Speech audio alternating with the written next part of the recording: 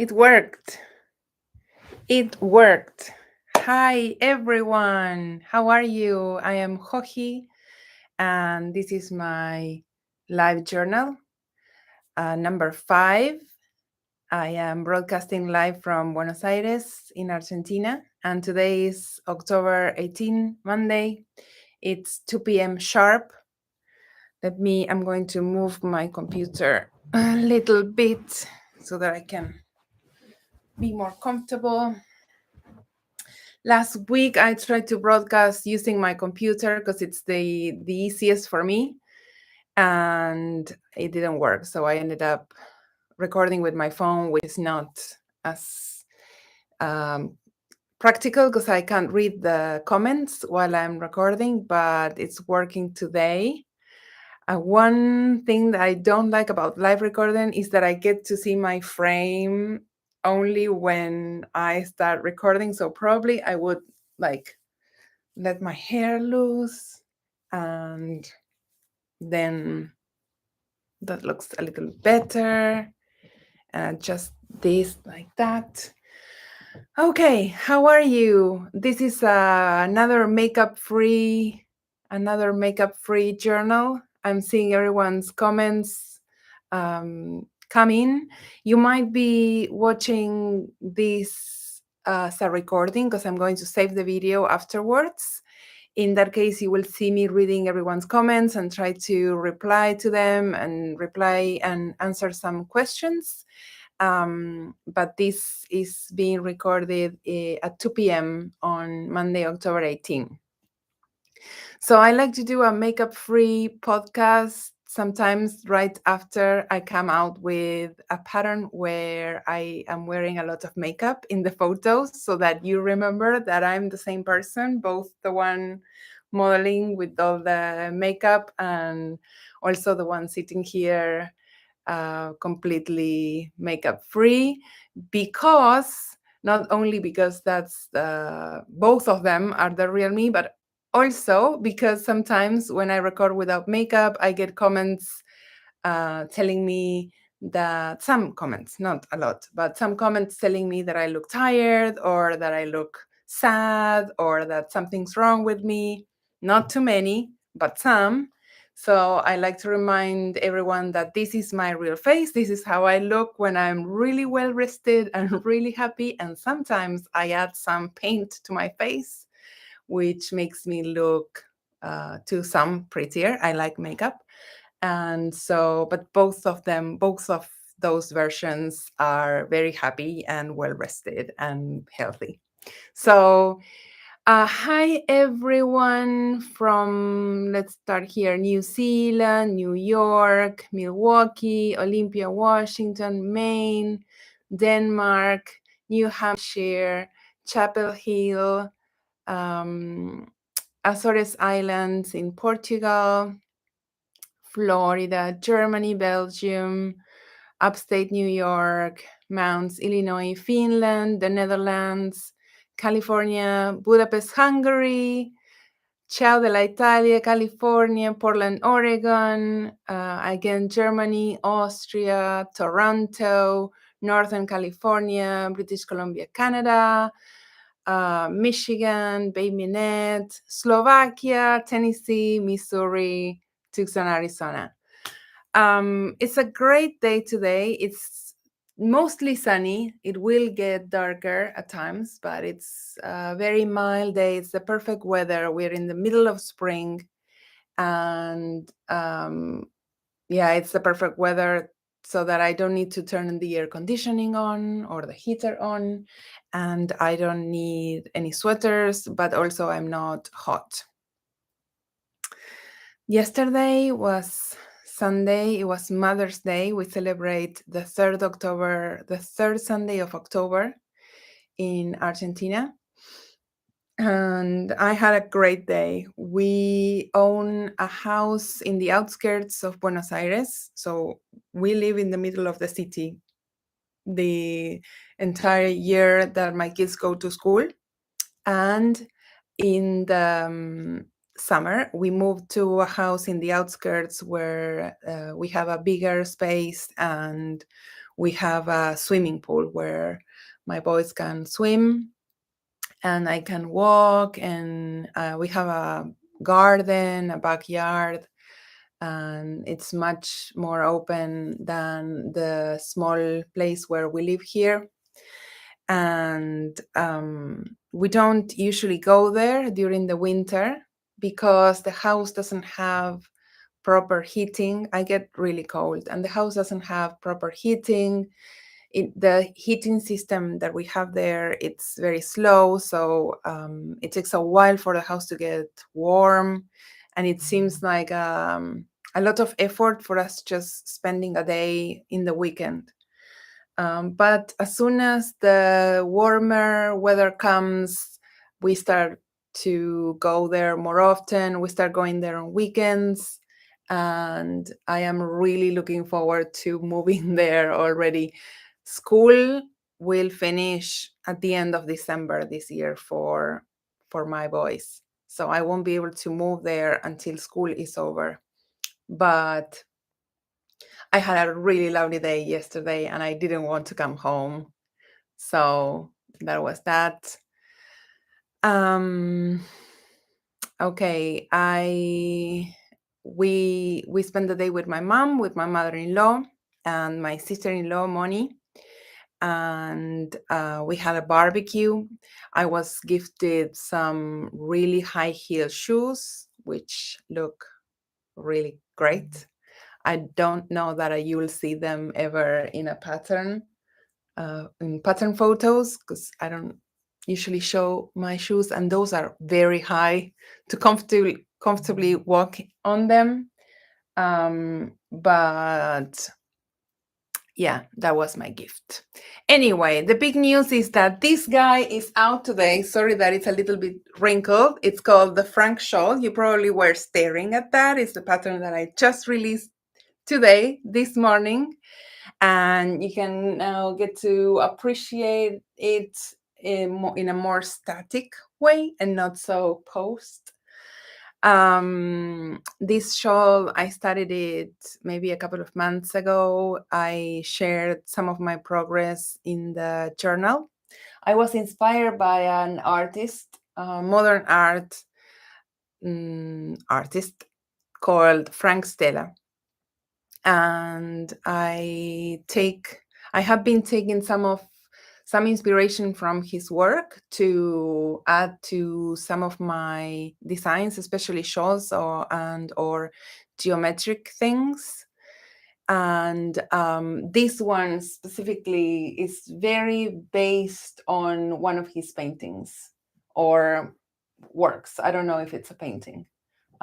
So the art piece has this geometric image of 3 triangles arranged in a way that they sort of create this trapezoid shape. So the tips of the shawl are kind of hidden, but you can see them. So in Frank's work, the shape is more of like a trapezoid. And because I was experimenting with the rates of increases to create these triangles, I didn't quite achieve the same shape that this artwork had, but I really like the way it ended up. So it's based on that image, but you probably won't recognize any of his work to look exactly like this. So how's Frank built? Frank is built in 3 pieces. I started with the white one, and the rate of increases here. So the increases, I started with this triangle over here, this little golden section, and I'm increasing at this line over there. So the rate of increases there, it's slightly different than a regular triangular shawl to achieve like a narrower piece or a more acute angle than you would normally with a garter stitch triangle. As soon as I finished this piece, I put everything on hold, and then I started this piece over here in the same way. So I started with the golden triangle, and then I made progress to the center of the shawl. The white piece was kept in my bag the entire time. I didn't worry about that. So this was made as a second separate piece. And then I put everything together while working the middle piece, so the light gray piece. So in this case, instead of working increases, I'm working decreases along the center spine. And I picked up stitches. I picked up the stitches that I had on hold, and then I'm doing decreases at the center to finish the shawl here. This is the last part of the shawl. So all three sections share the same contrasting color, or we could call it the main color, which is the gold. And then I used 3 shades of gray. Some of my testers did 3 shades of the same color family, like my friend Ale. I reposted her images on Instagram, but I'm going to show you guys her work. I'm using my phone so you can see. I took her photos last week as soon as I finished taking mine. So this is my friend Ale's test knit. She used also 3 shades of purple or magenta.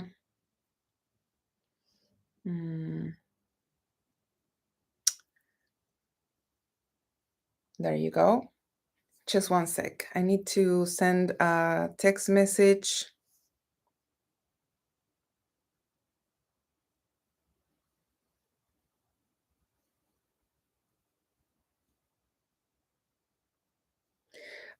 To my team, because they didn't know that I was live and they are asking me some questions. Sorry about that.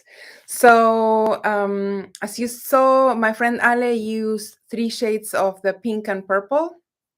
And as a main color or as a contrast color, she replaced the gold with a dark charcoal color.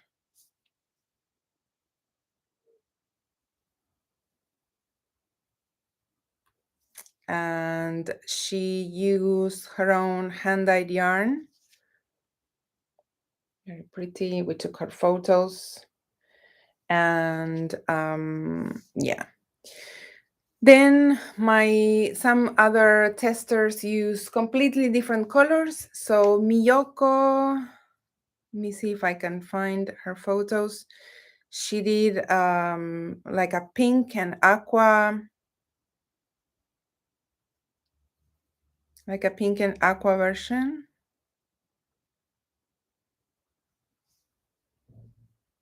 So I'm holding her stories right there. It's like a peachy pink and coral and aqua and black. And she used the coral as the common color for all of them, which I think it's great. It's a bolder choice. And I haven't seen other test knits put up their work yet, but I'm pretty sure that we'll soon start to see awesome color combinations coming up. I'm really proud of this design. I think I'm going to continue going down that path with Frank Stella's inspiration. I'm inspired to do a lot more pieces already, inspired by his work. I love geometric shawls, as you probably know. I probably like very different things when it comes to sweater design than shawls. For my shawls, I really like geometric designs a lot. And then for sweaters, I tend to pick a lot of cables and whimsical stitches like lace and maybe some ruffles or very feminine designs. But For the shawls, I really like the geometry of the stitch patterns.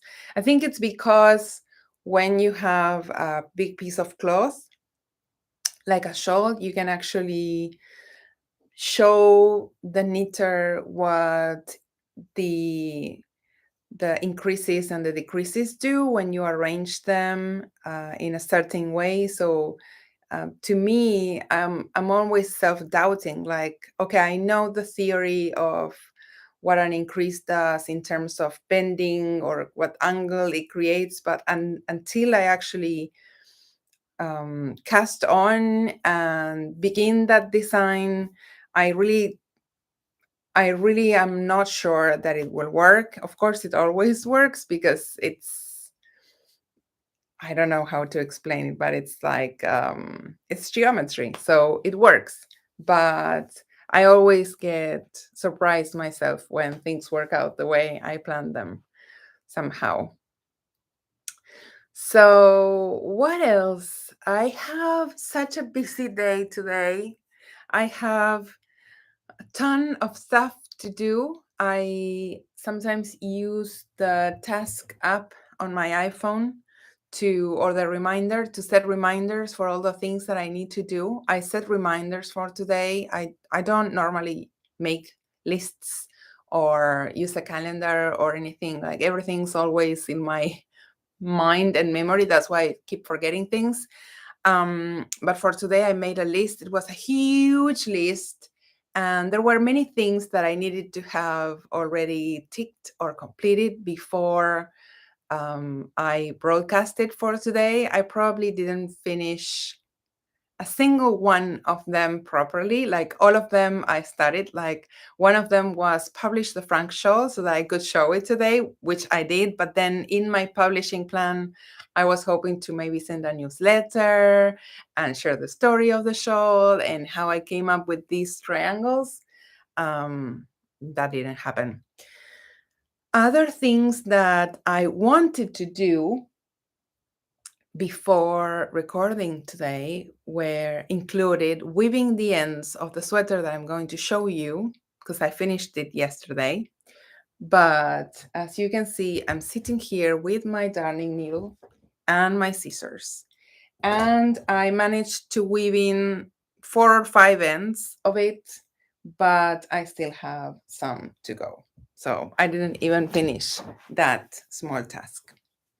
So I finished yesterday the cardigan design that I'm making using my friend Alice yarn.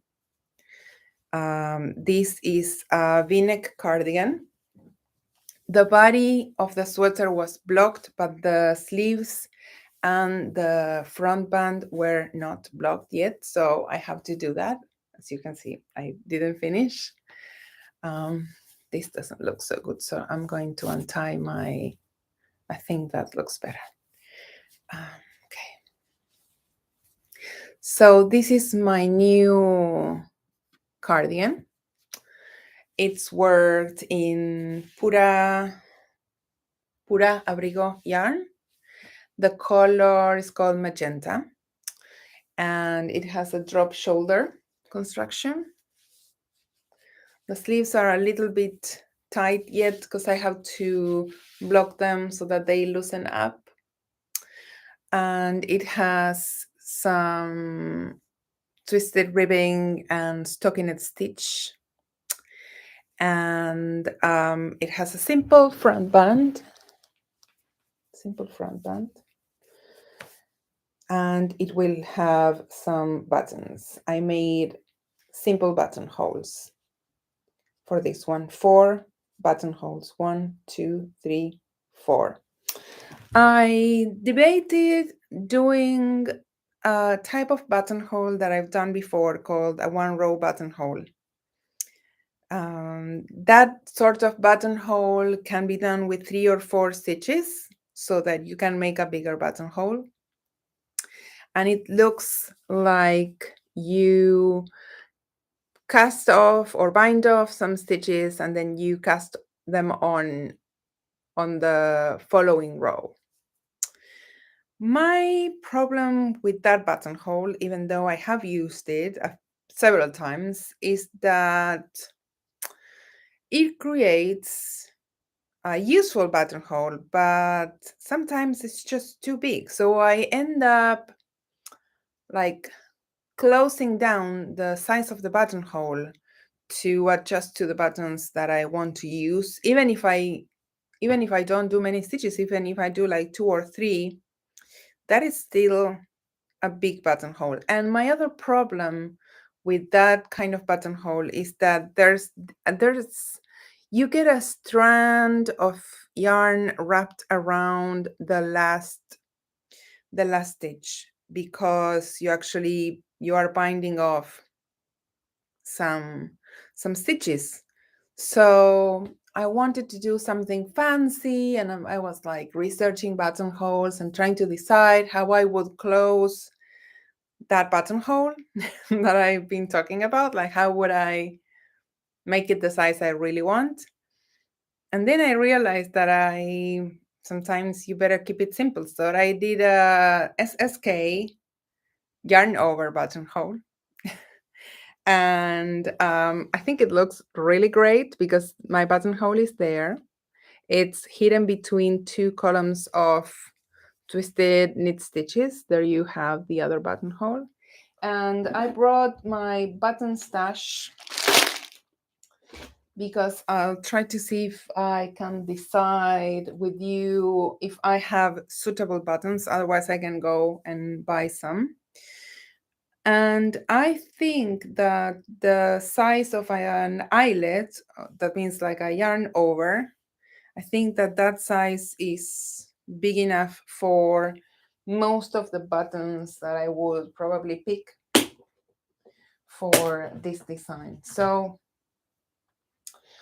I could use these, which are a nice neutral. I don't know if that would look okay. It's like a brown, hi South Africa. I think that would look okay. What do you think? I probably have to wear it again so that you can see.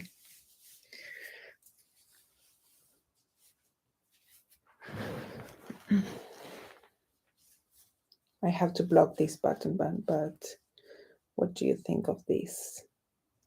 Are they all right? Are they like the right size? These are not wooden buttons. They are like it's not tortoise shell, but it's acrylic with that tortoise shell coloring with a matte finish. And they are like probably 1/2 inch in size. And I think that this is a bright color for me, a very bright color for me. So these probably bring down the cardigan a little bit. Elizabeth says, that is cute, but I would love to see a more feminine option too. Okay. So I also have like probably not matching color at all, but like purple.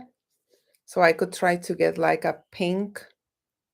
This is a purple, like a pink mother of pearl button.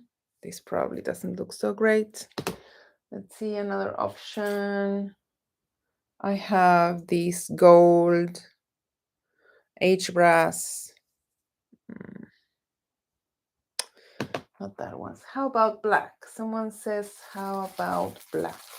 Let me see if I have any black. I don't have a huge button stash, but sometimes I have something that makes me decide whether I want to go buy some new buttons or not. So this is black. Probably these are too small to even be able to tell if I like them. I like the black of them. Let me see if I have. These are like dark gray, but probably these say too much. These are like too much about the button and not so much about the cardigan. I wonder if you're looking at this recorded, if you're shouting at your screen, wondering what we decided. These are too big for my buttonholes anyway. But I think that black probably would make the buttons stand out quite a lot.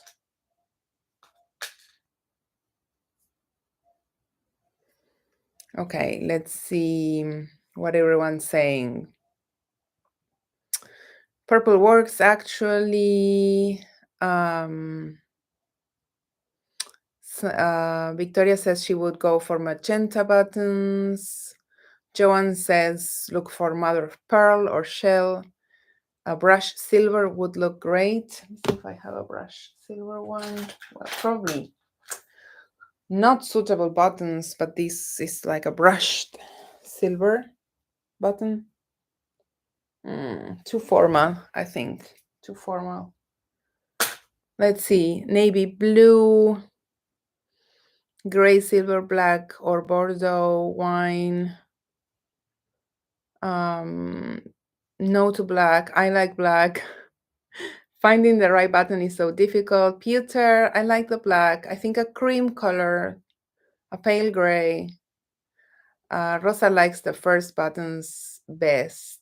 Something brown would give enough contrast, but not too drastic. That's probably how I feel about them. Button with a shank, not exposed holes. I probably like an exposed hole because then I can use a matching thread color and make bring the button together with the yarn. Nope to the last one. A camel color. I like the brownish. I like a medium beige. I like the brown button the most, or a matte black button. They complement the pink. Choosing buttons is always the hardest part of finishing a cardigan. At least it is for me. Gray would be good. I like your first button. A button with 2 holes is better for me. Clear buttons, a toggle, a shell button, a balloon. I like the first ones, simple but nice. I say stick with your first instinct, Carson. Maybe pink a little bit darker than the cardigan. Orange for a summery look. I think I would choose some mother of pearl buttons in a hued color, not black, pinkish, beige, silvery blush colors. Let me see if I have any mother of pearl. Such an interesting journal, right? What's everyone doing while I look for the buttons? Tell me what you're doing. This is so white. White, mother of pearl, probably not white. What's everyone doing while we look for buttons? I wonder. So I also have these, which are lighter than the first choice, but more striking because they are shiny and bigger. And what else do I have? Bigger. I think I already tried this one. Knitting. Everyone's making a Halloween sweater. Kata is on Sleeve Island. Melanie is knitting on Stephen's Shawlography. Catherine's making basic socks for Halloween. Mia is knitting the newspaper pullover. Katie is admiring my stash. Mary is working on slow curves. Yasmin is knitting socks. Ada is waking up with coffee and working very long hours. Diana is knitting a scarf. Virginia is updating her stash on Ravelry. Wow. Elizabeth is tubular casting off her licorice vest. Good for you. Carson's about to go to a knitting retreat. Lena is knitting her fourth terrazzo sweater and drinking coffee. Rosa is checking her gauge to decide on the size of my overstated pattern. I think it's the understated probably. And she will start the class at the end of this month. And then Finding Serenity is almost done with her or his second Rafa hat. So nothing actually was decided about buttons. I think I probably have to go to the button shop, which is a bummer.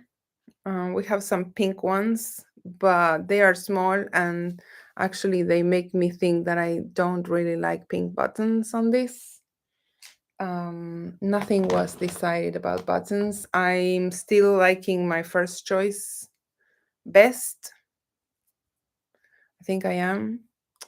And I would probably use a matching thread to sew them onto the sweater. Now I'm very hot.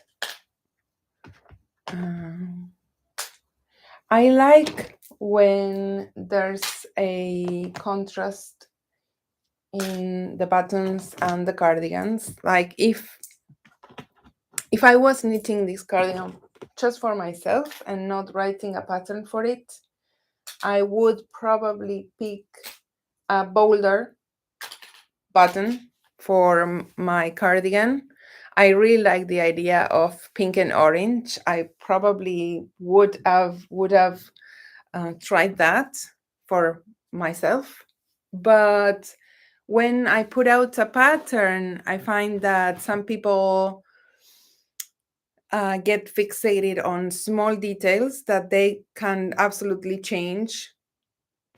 But then perhaps they don't pick the pattern for that cardigan because they don't like my choice of buttons. So I have to be careful not to go too original. Sometimes the sweater is very plain and the buttons make all the difference.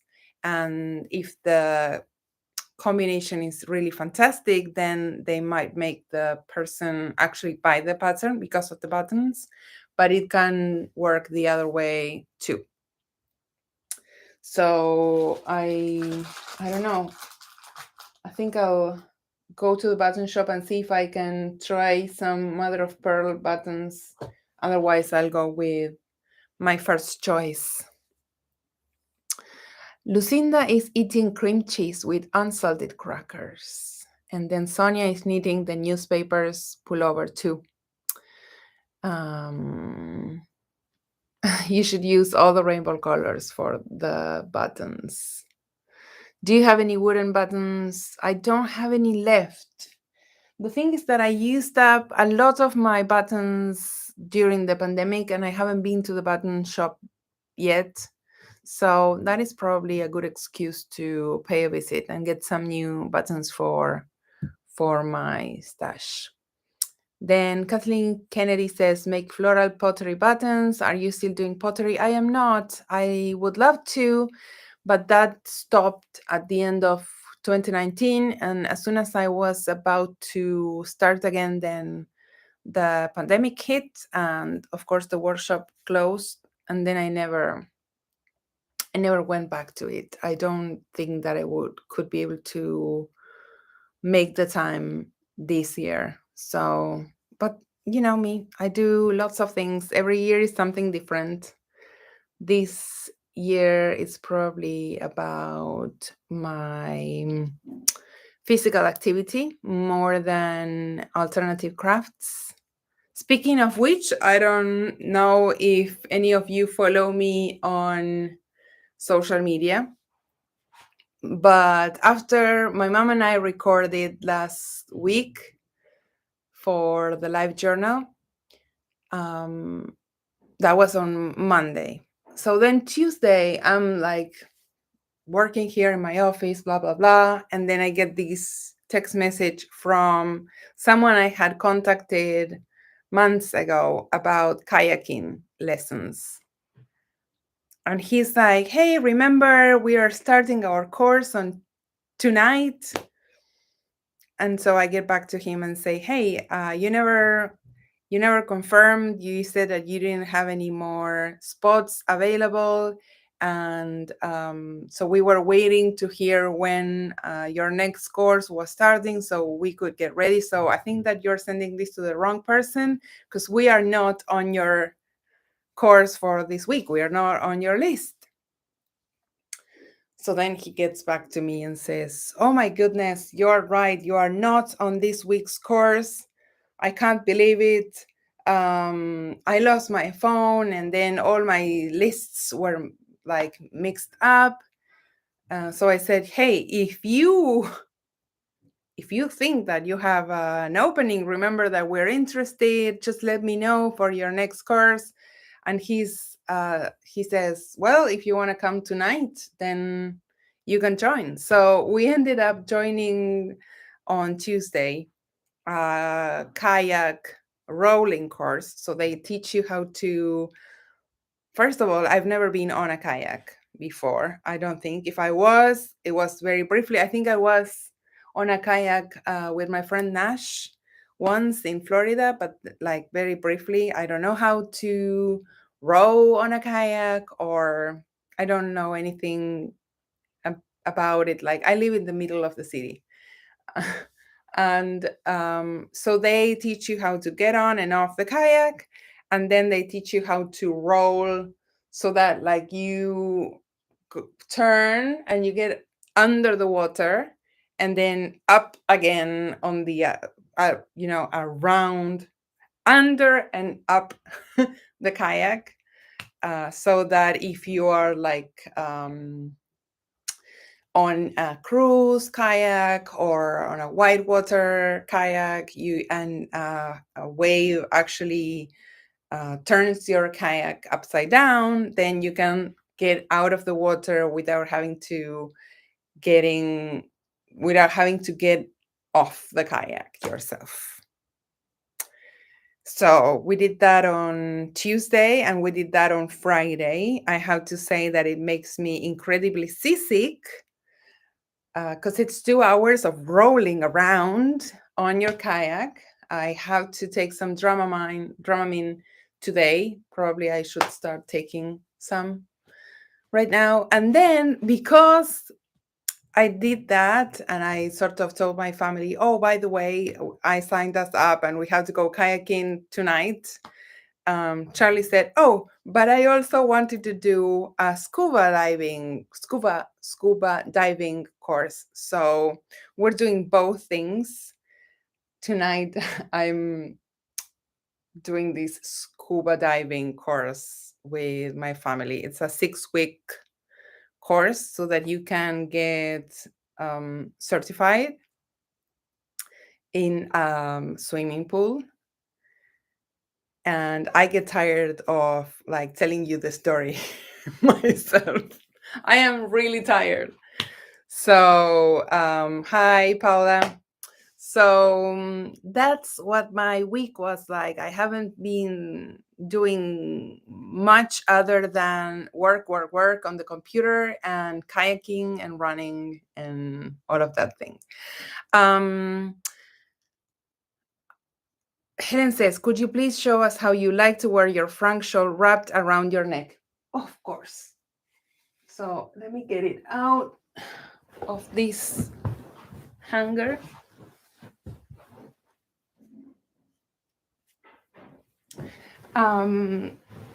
As you know, I have a hard time getting my photos taken. And so the fact that last week I was actually able to photo shoot 2 patterns, because I photoshopped this one, which is being tested right now. I consider the entire week a win because that is what keeps me from actually publishing my patterns, the amount of time that it takes me to photograph. I have a feeling that even if I put out more patterns, then you guys don't have enough time to make more patterns than I make. So I think that the amount of time I spend knitting is good. Like I produce some patterns during the short hours that I get to knit. Everything that I knit is actually becomes a knitting pattern.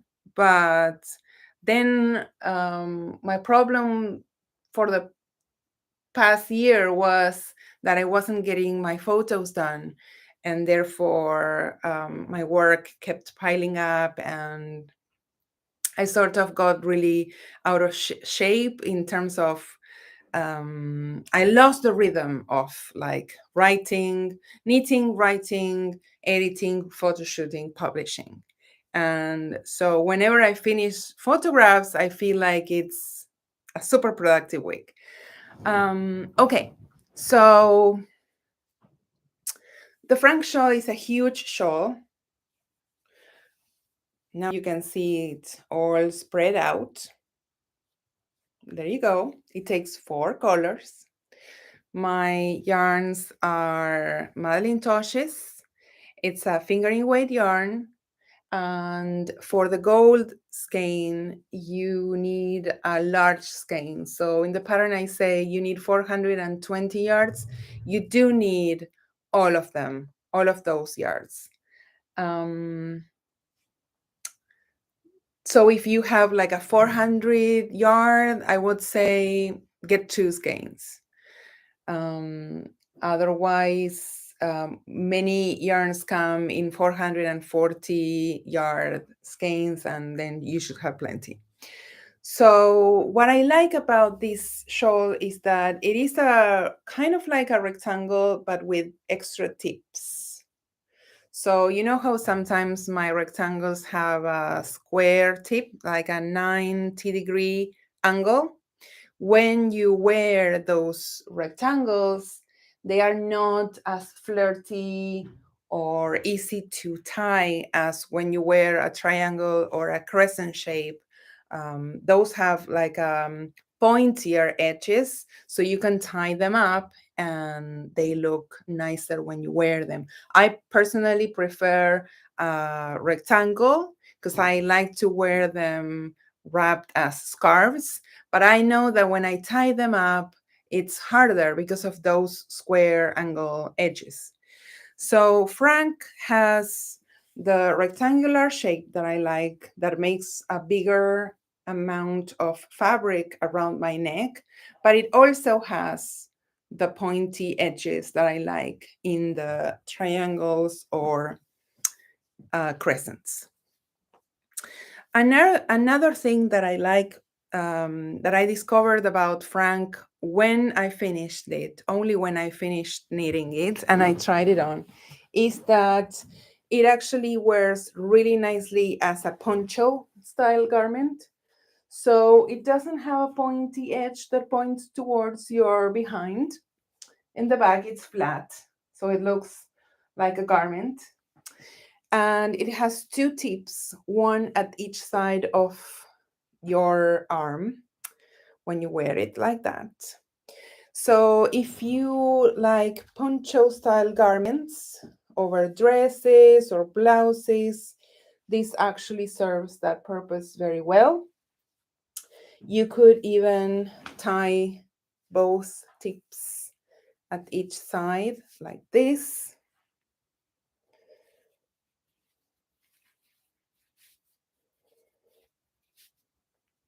And have like a shrug shawl that won't fall off.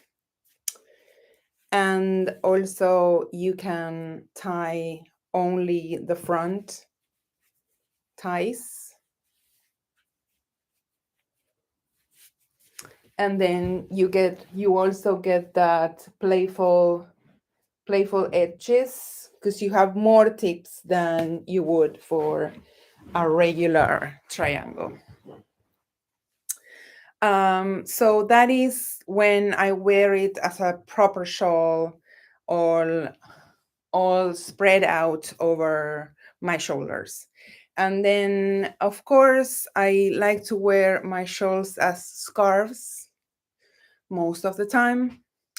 So I just put all the fabric around my neck like that. I try to make sure that the right side of the pattern is showing, and then I just move it around so that I can tie it.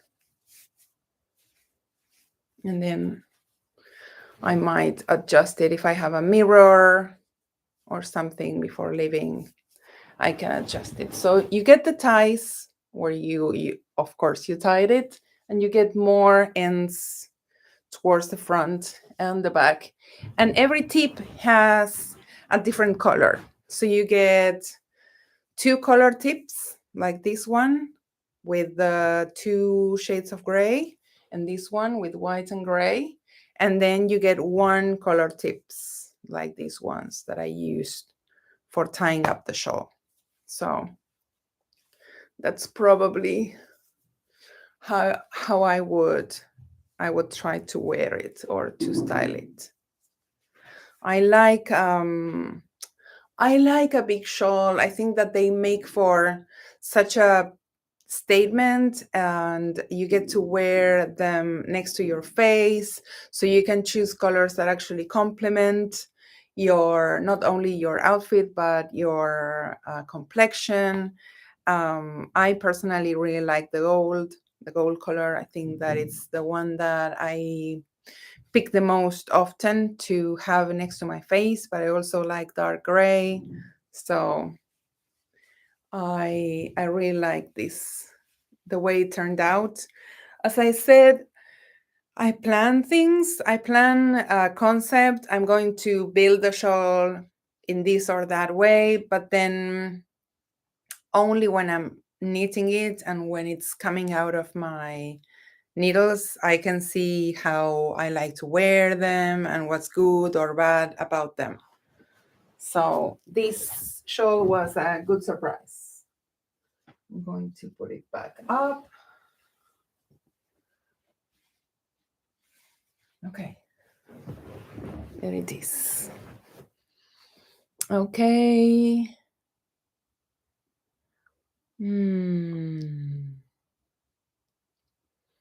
Okay, Ziggy shawl is my favorite, very wearable wrap, just beautiful. I love it. I love the options. I love that, very cool shape. I really love the tips. That is so cool. So many options for wearing it. So many good options to wear. Big shawls are my favorite. I would like to hear about your likes and dislikes regarding mohair and types of mohair. I really like mohair. I don't have any dislike regarding mohair other than sometimes when I'm knitting it, I just sometimes it gets in my mouth, but I think it's gorgeous yarn, and I can't think of any bad things to say about mohair other than that. I know that some people are allergic to it or that they are very sensitive to it, but that is not my case. I am not allergic. There are different kinds of mohair. There's the regular mohair and there's the kid mohair. The kid mohair, I don't know if it comes from a different species of goats or baby goats. I don't know why it's called kid mohair, but it's definitely softer. The fibers are finer, and I am sensitive to regular mohair, but I'm not to kid mohair.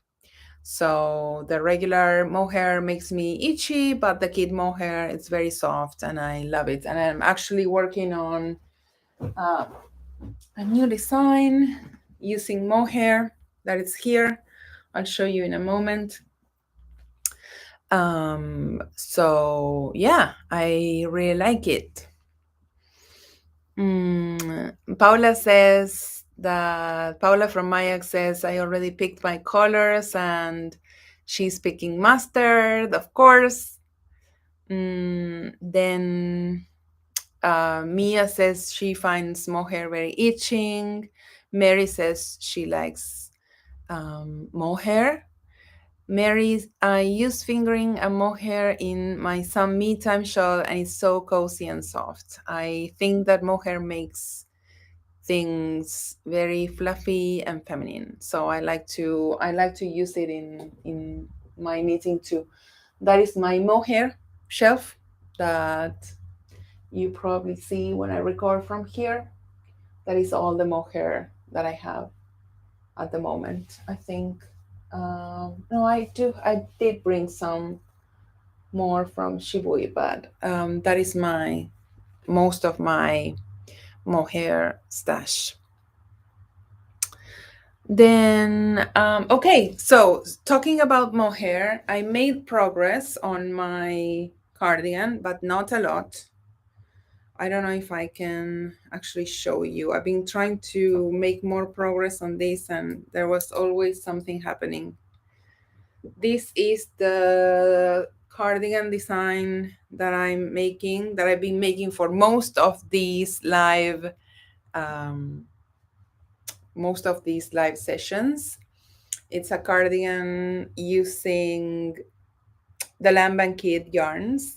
And I cannot show you properly because, as you can see, I have already picked up all the stitches to create my front bands. But I finished both sleeves. They are mismatched as discussed in the previous edition of these live sessions. And I love it. It turned out really great. It's a cropped cardigan, not too cropped, but cropped. I think it will go very well with jeans. And if you haven't heard of this design before, I am using yarns called, let me see if I have any. Okay, so I used all the Momo. Oh, I used all the Todd. So I don't have any new skeins, but it's a medium weight yarn. It's a mix of cashmere and yak, I think, called Todd, Tod, however you pronounce that. And also I am mixing up with mix and matched mohair from the same company, Lamb and Kid. This is called Momo. So for this cardigan, I either pair the medium weight base with the same color, with a different color, or with the same color. And as a result, I get these 4 shades for my sweater. The front band for this cardigan is going to be knitted at the end, of course. And so for that, what I did is I used a finer needle and I picked up 1 stitch out of every row.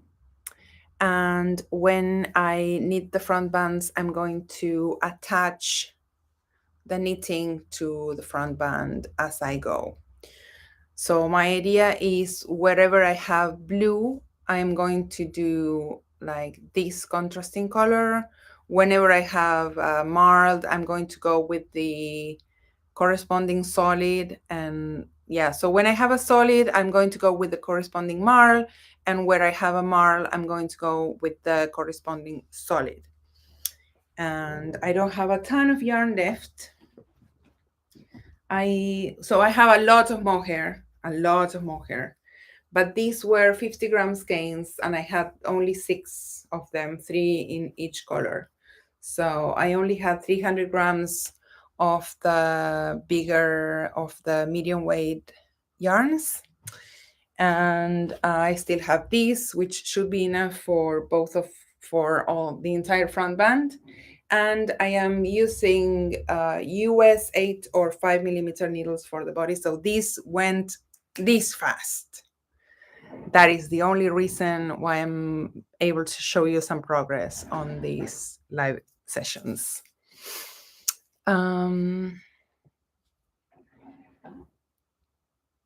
The transformation of a shawl flat two on a model is amazing. I will be knitting the shawl in the near future. Thank you. Mia says she substitutes mohair with Suri alpaca silk. Yolanda says the Forever and Ever cowl is also my first experience with mohair. I thought it would be more difficult to work with, but I'm loving it in fact. Then I have just finished my 2-color socks for the knit along. I ran out of yarn for the second color and I have mismatching toes. I could have read back, but decided not to in honor of your mismatching sleeves. I love that. Thank you. I've made so many mismatched toes on my socks. Like, don't even ask me. Lena says, I love the stripe pink, dark blue cardigan. So cool color combination. Thank you so much. Wow, we're almost at 1 hour of me picking buttons. That is amazing. We have a shop update tomorrow for Joji Co, our bag company. And we will have project bags, canvas project bags with leather handles, illustrated by my friend Cecilia Lalan in Uruguay. We will have 3-color pampa buckets in three neon colors, neon yellow, orange, and pink, all together into the same pampa. Then we will have CBA totes. We won't have any new designs other than the leather handle version of our canvas pampa totes, pampa buckets. But we will have some new colors for some designs that we have already released in the past. If you ever wonder about my pin-up totes that I personalize with the pin of the yarn company that I'm using inside, these are right now in the shop. They are called the pin-up totes, and they are leather totes, suede totes with Baqueta leather handles. They have a pocket inside and one outside, and this one has the little tiny holes for your enamel pins, and they are really huge. My project is swimming inside these totes, and I can like add a second sweater project in there and have everything together to carry around the house. So these are now available in this color, gray, at the shop right now. And tomorrow we will have some hobo bags, which are the smaller ones with the handles in the matching suede. And you can use them as a drawstring closure.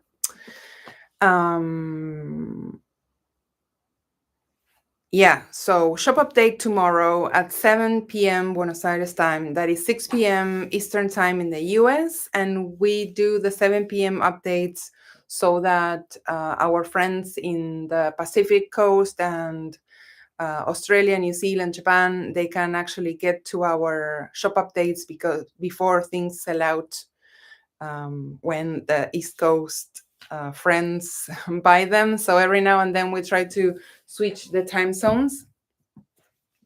The last thing that I want to show you is this tiny thing that I managed to cast on just before recording, or just before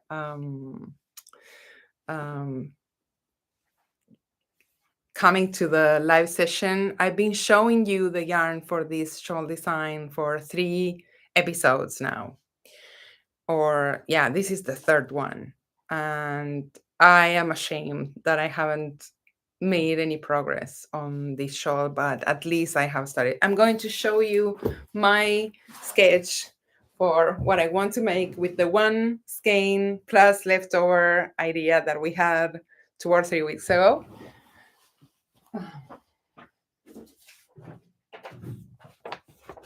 So this is what the shawl more or less is going to look like. So it's going to have a central spine. I like a central spine. And so where you see the stripe bands, those are going to be brioche bands. So I'm ticking several boxes with this design. What's that? Oh, okay. Thanks, Carson. By the way, I'm reading some comments now. So our bag company is called Joji Co. You can find it at jojiandco.com.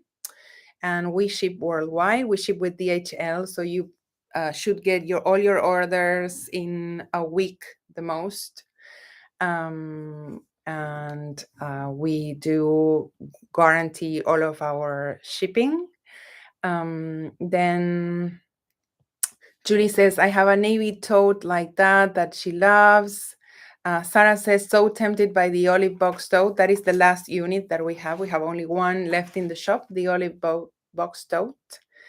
Carson says, do it. The box tote is probably my favorite Joji & Co bag, and it's what I travel with.